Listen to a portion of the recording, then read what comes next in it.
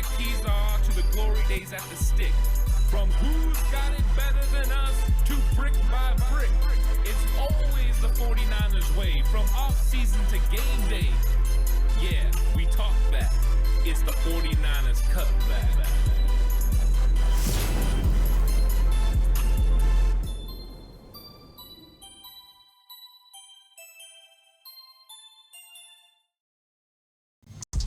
It's 49ers Cutback podcast time. Welcome to the show, everyone.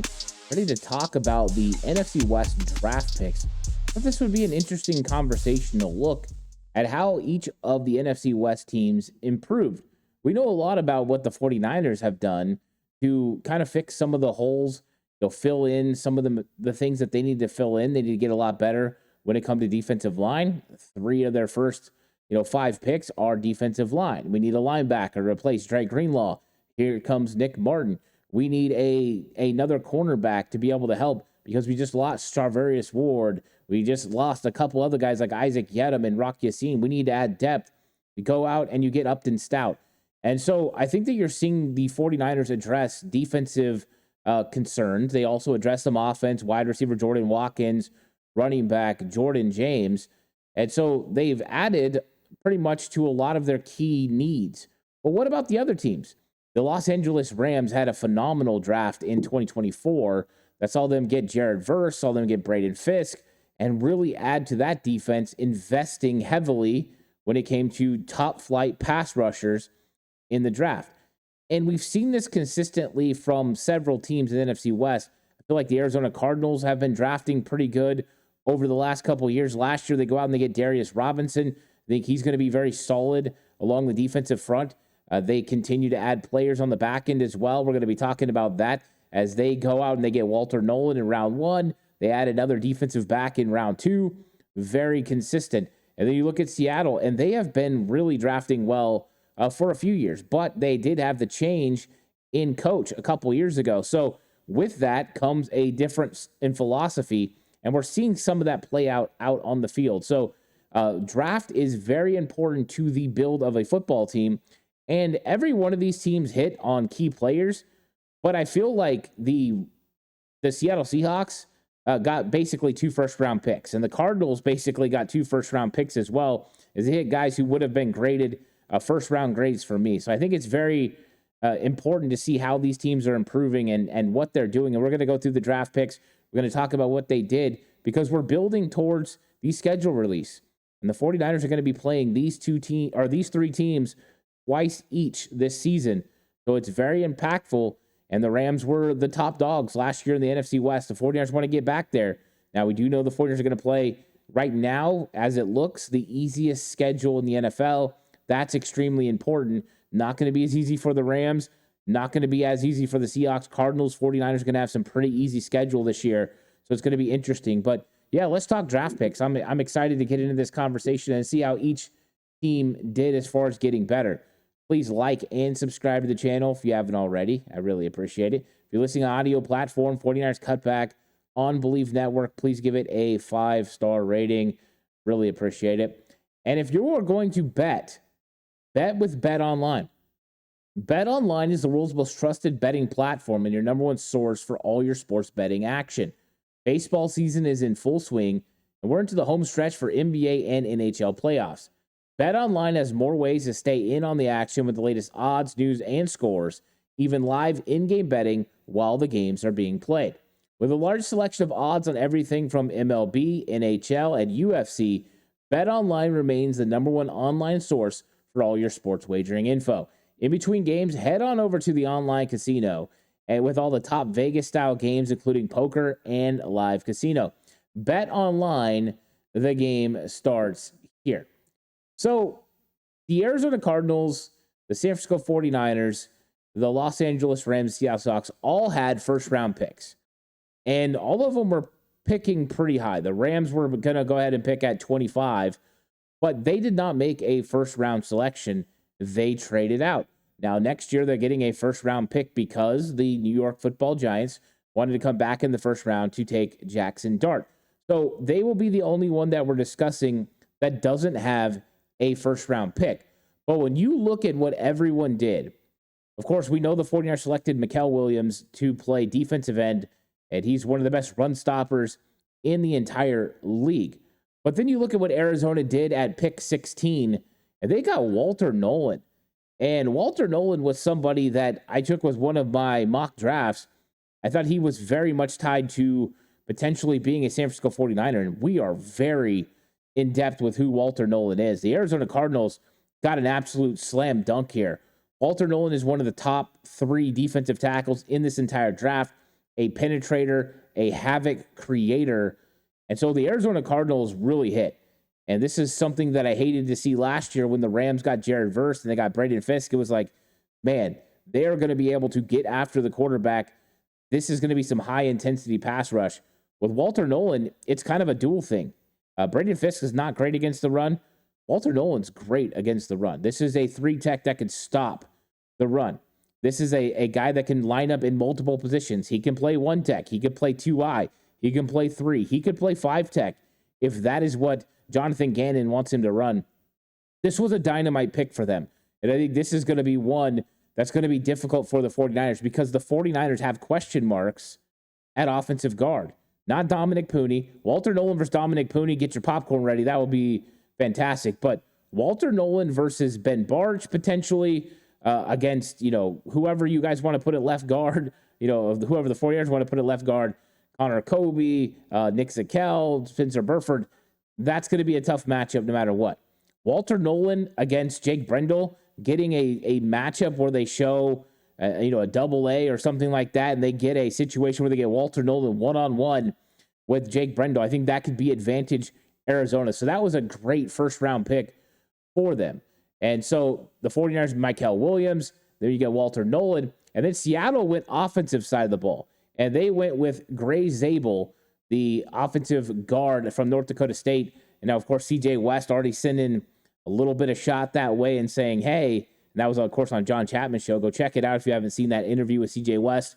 It's good. As he said, hey, I'm gonna destroy this guy. I'm gonna work him over. I thought that was interesting. You had Eman Wari talking about George Kittle. We're going to be talking about Eman Wari in a second. But then you had, Gray Zabel kind of catching strays from CJ West. I love to see the heat. But they needed to improve their interior offensive line. And they did. Gray Zabel moved up extensively in this process. Once he hit the Senior Bowl, you might as well have strapped a rocket to his behind because he just absolutely started flying up boards when people saw the versatility that he had. And so the Seattle Seahawks definitely improved on the inside. And I think ultimately the Seattle Seahawks needed to improve on the inside. When you look at who they had as far as the offensive line, they had some depth issues on the inside. So now they could either put Gray Zabel at left guard or they could put him at center. Last year, Olu took over at center. I think he did a pretty good job during the season. But they definitely needed help next to Charles Cross, and Gray Zabel can handle that. Now, questions for them is always Abraham Lucas's health. Is he going to stay healthy? That's going to be a question mark. They drafted Christian Haynes last year, and so they are starting to find stability within the interior part of their offensive line, and that's going to be huge as Arizona gets better, as the Los Angeles Rams get guys like Braden Fisk.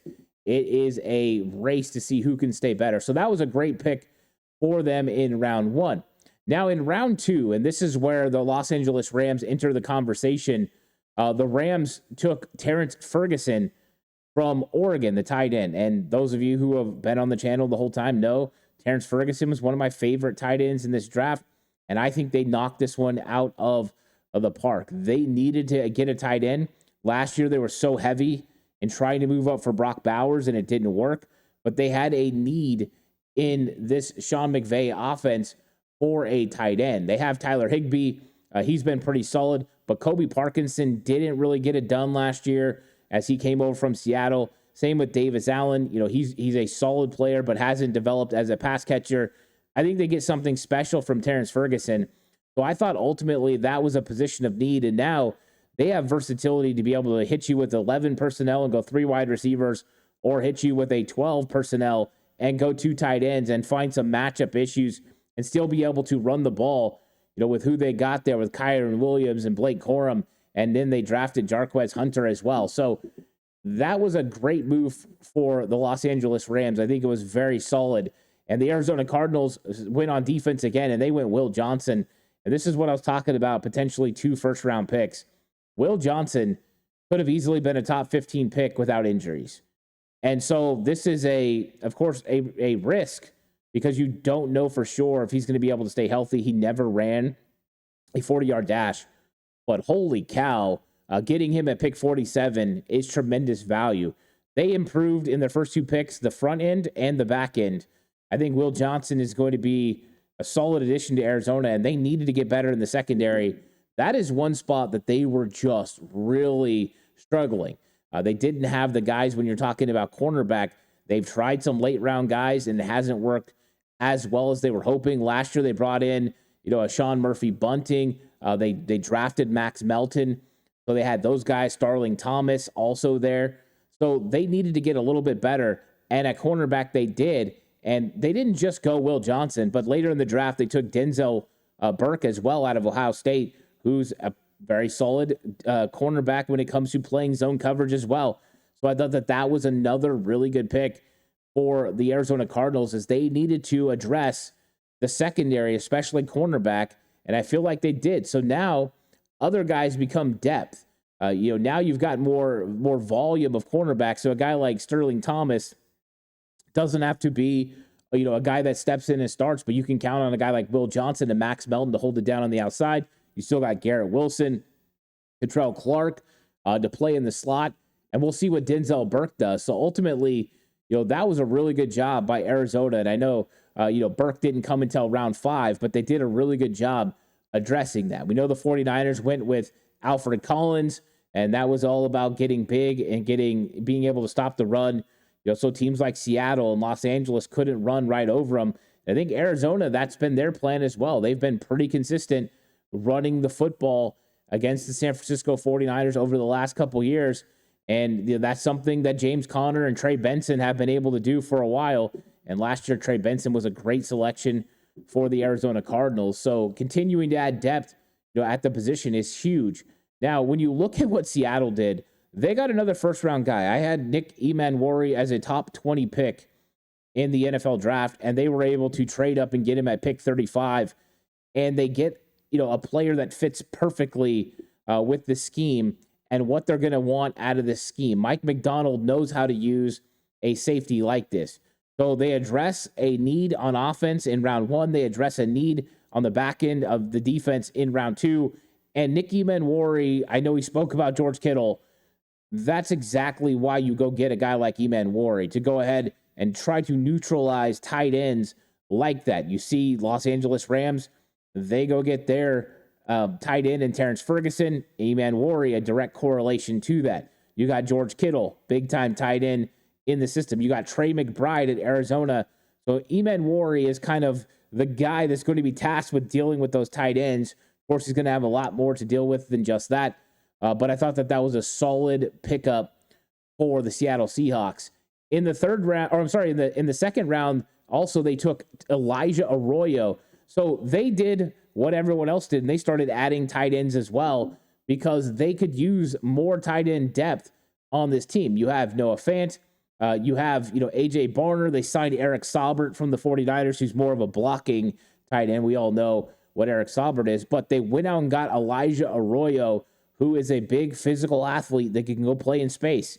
That will put pressure on teams like the 49ers in secondary. That's why you draft a player like Nick Martin and you draft a player like Marquise Siegel so that way they can deal with a more athletic tight end. But we've seen every single one of these teams now make sure that they've got a tight end they feel very comfortable with. Trey McBride just got the new big contract with Arizona. The 49ers just re-upped George Kittle. The Rams spent their first pick of the draft in 2025 on tight end Terrence Ferguson, and then a second-round pick here for Seattle with Elijah Arroyo. So we're seeing these teams, really look to build on offense as we get some similarities between the offenses. Arizona's offense is not like the others, but the other three, Sean McVay, Kyle Shanahan, what you're going to get up there in Seattle from Clint Kubiak's zone offense, you're going to get similarities. Clint Kubiak and Kyle Shanahan especially. So we're getting some, universal type offenses in the NFC West as everyone's looking to deal with each other in the division. So that's interesting. Now let's talk about some of those third round picks, and we're going to kind of jump around a little bit after that. But quarterback Jalen Milroe for the Seattle Seahawks, I thought was very interesting because I think that they look at him maybe as their potential Lamar Jackson, right? You had McDonald in Baltimore with Lamar. Now you go take a shot on Jalen Milroe. And the reason I wanted to bring him up in the conversation, I wanted to highlight some players here and there, but I think that Milroe is one of those ones we really have to highlight because I think he could have a direct impact early on in the season with how he's used. I think that Kubiak is going to put together some packages to get Jalen Milroe on the field and allow him to run some wildcat, allow him to get the ball in his hands because he's a dynamic athlete who operates well in space, who has pretty good vision and has the ability to break some tackles. So Milroe, it's probably going to take a little bit for him to get on the field, especially because Sam Darnold is going to be the quarterback this year. Clayton Kubiak feels comfortable with Sam Darnold. They work together in San Francisco, so he already understands this offense. Jalen Milroe is going to have a steep hill to climb to be able to figure this offense out. But early on, he can make an impact in the red zone and short yardage. Those are going to be some things that are impactful, and that's a good reason to have, if you're the 49ers, a draft pick like Nick Martin to go with D. Winters and Mikael Williams and speed elements out on the outside and at the linebacker position because Jalen Milroe is a little bit of a problem. Kyler Murray is a little bit of a problem with the way that they can scramble and move.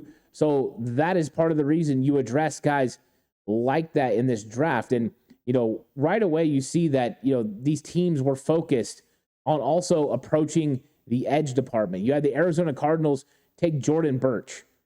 Last year you get Robinson. This year you get Birch.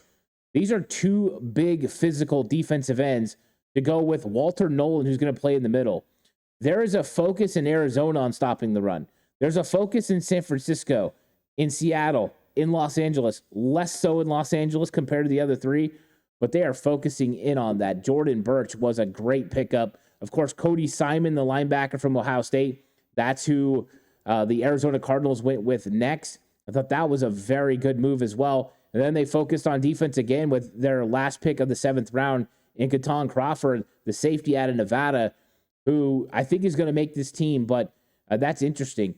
When you look at their draft, the Arizona Cardinals drafted one offensive player, Hayden Connor, the offensive guard from Texas. He was their 6th round pick. Every other pick was defense. So they only made 7 picks in this draft, and 6 of them were defense. They put an emphasis on making sure Jonathan Gannon defense got a lot better. And I think that was a smart way to go. Overall, I like their draft. I think Nolan and Johnson have first-round potential. Walter Nolen was a first-round pick. Will Johnson could have easily been a first-round pick. I think those were great. I thought Jordan Birch was a great pick in the 3rd round. That's solid value, especially playing opposite of Robinson. That's going to be phenomenal next year. They still have guys like Zaven Collins. They still have, the safety room with Budda Baker. They've got a talented group. They add Will Johnson to the secondary. They add Denzel Burke to the secondary. You can see what Arizona's doing to restore order to that defense, to make sure they can get off the field. And I think that they did a really good job. I'm very impressed with their draft picks overall and what they've been able to do, just looking at overall their defense because of the moves that they've made, including some of the ones that they made in free agency, which, we haven't really talked about. But they added Calais Campbell. They added Dalvin Tomlinson. They added Akeem Davis Gaither. They added Josh Sweat from Philadelphia. Like, those are some huge additions to the defensive front. I mean, think about what they did defensive front-wise. You've got Darius Robinson from last year. You had Dalvin Tomlinson and Calais Campbell and Walter Nolen. That is ridiculous depth. You had Jordan Birch as well. We'll see how quickly he gets into this defense. But they are loaded along the defensive front. Absolutely loaded. So I give them a lot of credit. They added the will linebacker, Davis Gaither. I thought that was a nice move. Josh Sweat to bring pressure off the edge. Then in the secondary, they go through the draft with Will Johnson and Denzel Burke. Yeah, I'm a huge fan of what Arizona did. They are going to be a better football team in 2025 because of the way they drafted. I thought it was really, really fantastic. And then the Los Angeles Rams, Terrence Ferguson, we know that's one of my favorites. They get Josiah Stewart, who I think is underrated, a little undersized and underrated for what he did at Michigan, but they add more defensive line depth. And, their defensive line is really good when you look at, the guys that they added. They added Braden Fisk last year, right? They had Byron Young from 2 years ago, Jared Verse. Those guys kind of set the tone. Then you had Poona Ford in free agency. That was a great pickup. You draft Chris Paul out of Ole Miss, and 49er fans were huge fans of Chris Paul through this whole process. Athletic linebacker who can make some plays. This is a big improvement. And if there's one weakness on the Rams defense, it is for sure linebacker. They got Troy Reeder. They've got Omar Speights, who they got a year or two ago. Then you add Chris Paul. You go ahead and you get Nate Landman. So they added their linebacker room is still not as good. Sean Dolick, an interesting undrafted free agent out of Buffalo. I think he could be a guy that ends up making this team. But, they didn't add as much when it comes to free agency, when it comes to the defensive side of the ball. But you look at the offense, Devontae Adams, they add him. They get Shelton Coleman to play center. They draft Terrence Ferguson. I thought that was really good. And then they add Jarquez Hunter as well. So solid selections for them as they go through this draft. They had a good draft. The other name that stands out to me in this draft would be Kanata Mumfeld out of Pitt. I thought that was a great pick. Ty Hamilton, also another defensive lineman. They did a good job. I think that addressing, as far as draft goes right now, I think Arizona had the better draft than the Los Angeles Rams if we're just keeping tally. But I thought the Rams did a really good job, got some good key players, and added a first-round pick for next year, which is huge. Of course, the 49ers, we know that they got 11 players, and it's, the additions that they've made, they needed to fill holes. But did you know that the Seattle Seahawks ended up selecting 11 times as well? And they needed to address key issues. They addressed interior offensive lineman with Gray Zabel. That was huge. They needed to address the safety position, and they did that with Nick Emanwari. And so that was huge. So that's the thing. When you're looking at who they added to their defense, they added Emanwari. And right now, Julian Love, Kobe Bryant, those are your starting guys. I expect Nick Emanwari to work his way in really quick. And they added some more guys in free agency, a guy like Shamar Jean-Charles. He fits the system. They got Zy Alexander, the cornerback from LSU, was an undrafted free agent. I thought that was a really big pickup. So I think that they did add some key players when it came to defense. DeMarcus Lawrence, probably the biggest in free agency, adding him. Their defensive line is still stacked with Leonard Williams, Byron Murphy, who they got out of Texas last year, Jaron Reed, DeMarcus Lawrence. I mean, defensive line in the NFC West is just crazy. You got just so many talented guys on the inside.